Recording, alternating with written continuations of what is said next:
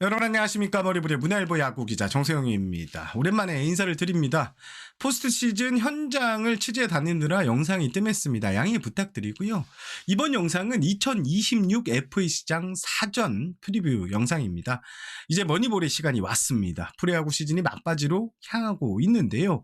오프 시즌 이 FA 시장 동향부터 트레이드 그리고 2차 드래프트까지 각종 이야기가 오프 시즌에 넘쳐날 예정입니다.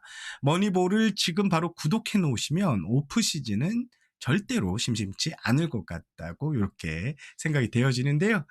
그럼 바로 제가 준비한 이야기 만나보시죠. 아직 FA 시장이 개장을 하지 않았습니다. FA 시장은 한국 시리즈가 끝난 뒤 5일 후 KBO에서 자격 선수를 공시합니다. 이틀 안에 대상자들이 이제 신청을 하면 되는데요. 이후 신청 마감을 하게 되면 KBO에서는 승인 선수를 곧바로 공시하게 됩니다. 이렇게 되면 FA 시장이 본격적으로 막이 오르게 되는데요. 올해는 한국 시리즈 7차전이 11월 2일로 일단은 예정되어 있습니다. 이런 일정들을 감안하면 늦어도 11월 둘째 주, 빠르면 11월 첫째 주에 FA 시장이 열리게 됩니다. 아직 FA 시장까지는 이렇게 시간이 좀 많이 남았습니다. 하지만 벌써부터 소문이 무성합니다. 일단 오늘 영상에서는 확정 명단이 아닌 예상 기준 누가 시장에 나왔는지, 또 지금은 이 FA 선수들을 두고 어떤 현장 분위기가 있는지, 어떤 움직임이 있는지 좀 정리를 해드리겠습니다. 구단별로 좀 보시죠. 다시 말씀드리지만 이건 확정 명단은 아닙니다. 시즌 종료 후 공시가 나오면 FA 예상 명단이 달라질 수 있습니다. 일단 보면요. LG는 박혜민, 심창민, 김현수 선수가 있고요. 하나는 김범수, 이재원, 손아섭 선수가 예상이 됩니다. SSG는 서진용, 삼성은 김태훈, 이승현, 강민호, 박민, 박병호가 있습니다. NC는 최원준, KT는 강백호, 장성우, 황재균, 롯데는 김상수, 기아는 조상우, 박찬호, 양현종, 최용우, 한승택, 두산은 이영하, 김재환, 그리고 키움은 이원석 선수가 지금으로선 FA 자격을 얻을 선수로 보여집니다.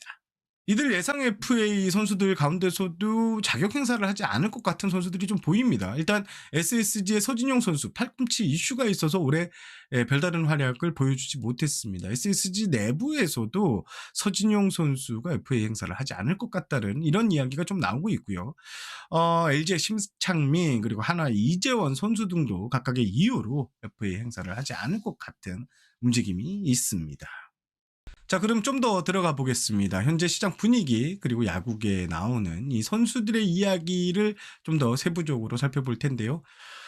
먼저 옆에 그림을 띄워놓은 박찬호 선수입니다. 올해 FA 시장 최대요. 저는 단연 박찬호 선수라고 보여지는데요. 왜냐하면 일단 수요가 많을 것으로 보입니다. 유격수 자원은 귀합니다. 지난해 겨울 이적 시장에서도 유격수 자원이 좀 높은 평가를 받았죠.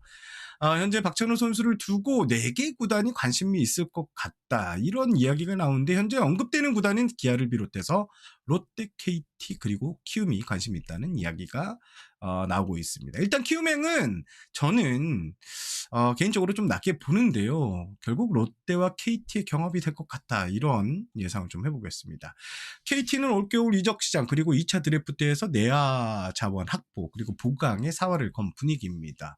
KT는 올해 이 센터라인에서 좀 심각한 문제점을 노출을 했죠. 그래서 이 센터라인 보강을 위해서 전력을 다할 것 같다는 이런 이야기가 들립니다. 현재 KT가 실제로 박찬호 선수에 매우 적극적일 것 같다는 이야기가 여기저기서 들리는 것은 사실입니다.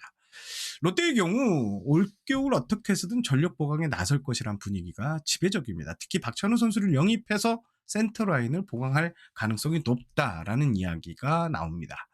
여기에 기아도 박찬호 선수를 반드시 잡아야 되죠. 팀 내 한 유망주를 놓는 방법도 내부에서 거론되는 것 같은데요. 하지만 기아는 윈나우 내년에도 즉 우승을 노려야 한다는 팀이라는 점에서 박찬호 선수를 반드시 잡아야 하는데 선수 마음이 결국 미지수인 것 같습니다. 키움 역시 영입이 가능한 구단으로 꼽히지만 쉽지만은 않을 것 같습니다.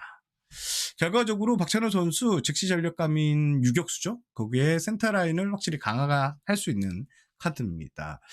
이런 의미에서 경쟁까지 붙는다면 몸값 상승은 확실하게 이렇게 보여집니다. 자연스럽게 강백호 선수 이야기로 넘어가 보죠. 올해 아쉬움을 많이 남긴 한 지방 구단 감독이 무조건 강백호를 영입하고 싶다는 말을 했다. 이런 이야기도 있습니다. 강백호 선수, 예. 일단 데려오기만 하면 전력에 플러스가 가능한 선수입니다. 확실한 플러스가 될 수 있습니다. 공격력 보강을 원하는 뭐 롯데, 하나 등이 맞춤 카드가 될 수 있다. 이런 이야기가 계속 들리고 있는데요. 다만 이 강백호 선수는 애매한 수비 포지션 그리고 선수 몸값에 대한 눈높이가 선수 자신이 너무 높다는 점에서 변수가 될 수 있을 것 같습니다. 실제 관심이 있는 구단들도 100억까지 갈 선수는 아닌 것 같은데라는 이런 이야기가 종종 나오더라고요. 물론 이 경쟁이 붙으면 장기 계약에 100억이 가능하겠지만 결과적으로 영입하려는 팀이 어디에 가치를 두느냐가 관건이 될 것 같습니다. 다음은 조상우 선수입니다. 올해 28개 홀드, 여전히 강력한 불펜 자원으로 꼽히고 있죠. 그러나 예전처럼 1이닝을 확실하게 책임져지는 모습이 올해 많이 떨어져 보였습니다. 이 점이 조상우 선수에게는 개인적으로 가장 아쉬운 포인트가 될 것 같은데요. 저는 일단 잔류 가능성이 높아 보인다 이렇게 예상을 하고 싶습니다. 기아가 조상우 선수를 지난해 12월 영입하면서 1라운드 신인 카드를 내주고 데려온 만큼 이탈 가능성 기아가 붙잡을 가능성이 상당히 높아 보인다는 이유에서입니다. 박동원 선수가 이제 FA 때 이런 트라우마도 있어서 저는 조상우 선수가 잔류하는 쪽에 무게를 좀 두고 싶습니다. 그리고 시장에서 수요가 있어야 되는데요. 현재 조상우 선수에게 관심이 있다, 관심이 있을 것 같다는 이야기가 나오는 구단이 거의 없습니다. 올겨울 이적 시장에서 큰 매력을 끌지 못할 것 같은 분위기가 감지됩니다. 기아 선수들 중에 양현종, 최용우 선수의 거치도 관심이죠. 일단 투타의 간판 선수들이죠. 둘 다 사실상 뭐 잔류는 유력해 보이는데요. 구단 내부에서도 마지막까지 함께 간다는 기조로 정리가 되고 있는 것 같습니다. 양현종 선수는 이적 확률이 거의 제로에 수렴하고요. 최용우 선수 같은 경우에는 C등급의 골든글러브를 받을 수 있는 야구 실력을 아직 보여주고 있다는 점에서 당장 우승을 노리는 팀이 영입할 수 있는 가능성은 있습니다. 하지만 막상 이적까지는 이루어지지 않을 가능성이 높다 이렇게 보고 싶습니다. 기아 구단도 예우를 두 선수에게 최대한 하겠다는 입장입니다. 계약 기간이 변수일 것 같기는 한데요. 양현종 선수, 최은우 선수는 일단 기아 잔류가 유력한데 계약 기간을 놓고 계약이 바로 단시일 내에 끝나지는 않을 것 같다라고 예상을 해보겠습니다. 그리고 박혜민 선수, 개인적으로는 이 박혜민 선수가 FA 시장에서 꽤 많은 관심을 끌 것 같습니다.